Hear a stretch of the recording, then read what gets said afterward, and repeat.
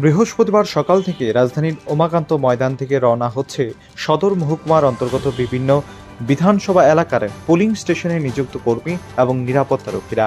আর এই বিষয়গুলো খতিয়ে দেখতে উমাকান্ত ময়দানে ছুটে আসেন মুখ্য নির্বাচনী আধিকারিক পুনিত আগরওয়াল। সাথে উপস্থিত ছিলেন পশ্চিম ত্রিপুরা লোকসভা আসনের রিটার্নিং অফিসার ডক্টর বিশাল কুমার সহ অন্যান্য প্রশাসনিক কর্মকর্তারা।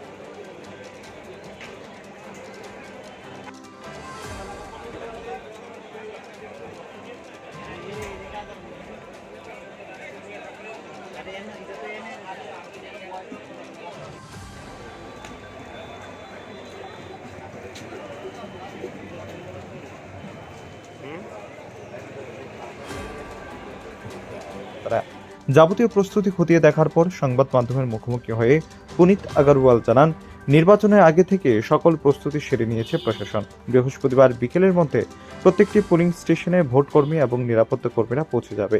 শুক্রবার সকাল 5:30 থেকে মকপলের পর শুরু হয়ে যাবে নির্বাচনের ভোট গ্রহণ প্রক্রিয়া।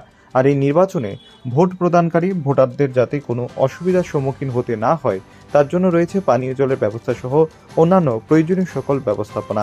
মুখ্য নির্বাচনী আধিকারিক প্রত্যেক জনসাধারণের কাছে আহ্বান জানান, সকলে যেন সকাল সকাল ভোট কেন্দ্রে গিয়ে নিজের ভোটাধিকার প্রয়োগ করে।